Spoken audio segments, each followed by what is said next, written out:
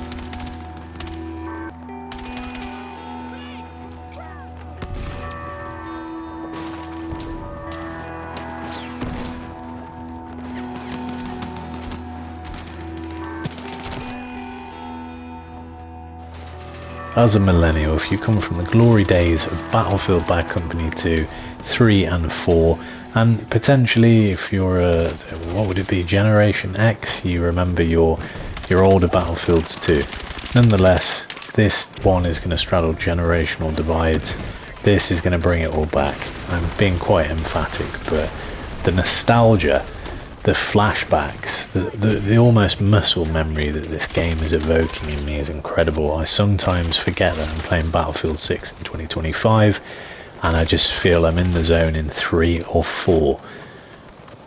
Let's talk through the good, which we've already started on. Gunplay is tight, the guns rattle in the right way, they feel exciting. I'm not noticing a huge amount of distinction between them yet, but I've only tried one SMG, which is like the PDW thing, 2 ARs, etc., an LMG.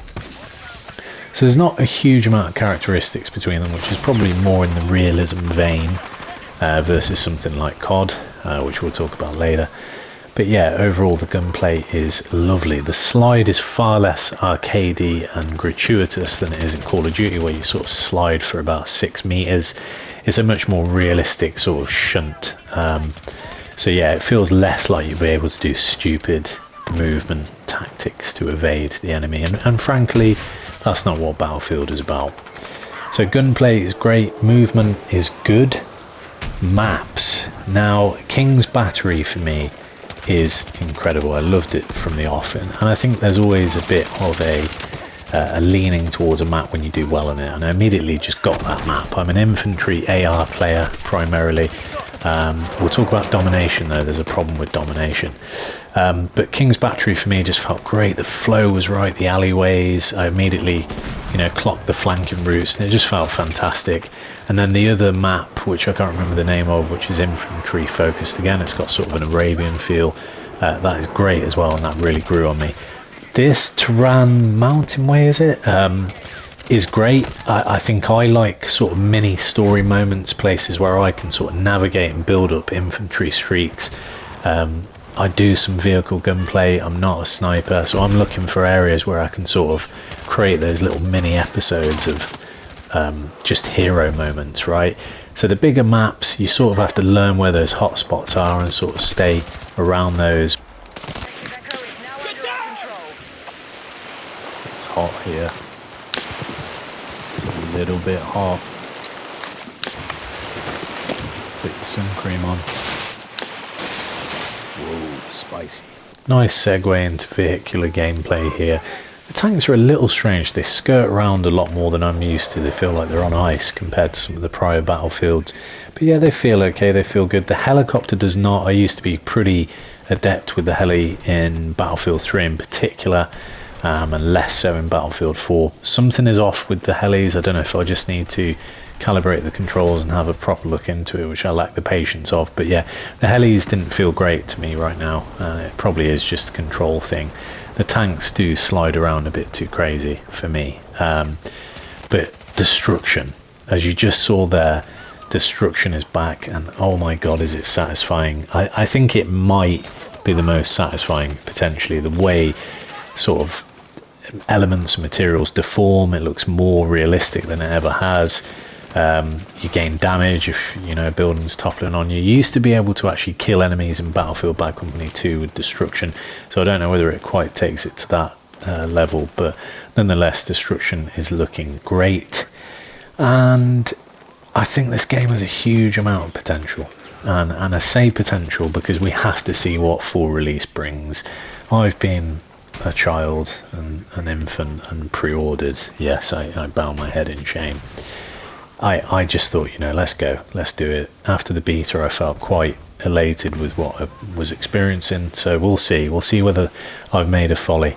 But yeah, let's talk about the concerns. The concerns I have are, of course, single player support nowadays. By that I mean, for me, and this is a slightly divisive opinion, Battle Royale is not my thing. I want not single player support, multiplayer support. So the standard multiplayer maps, we need to see what sort of cycle they're released on, how they're managed. You know, are the core multiplayer folk being looked after, or is everything being pushed towards that free-to-play battle royale style approach that COD fell sort of to? So yeah, we have to see on that. We have to see how monetization affects it in the full release. Be nice to see what they do with camos and guns and stuff, because I'm all down for that as long as it's realistic and it's tempered and it's, you know, just military cool. I think is probably the brand I'd be looking for. So yeah, there are some concerns. We need to see what full release brings. The concerns are really from the industry, not from the experience playing the beta. So there's a level of cynicism that I think everyone has to carry nowadays with online shooters. So it's really agnostic to Battlefield 6. So let's see.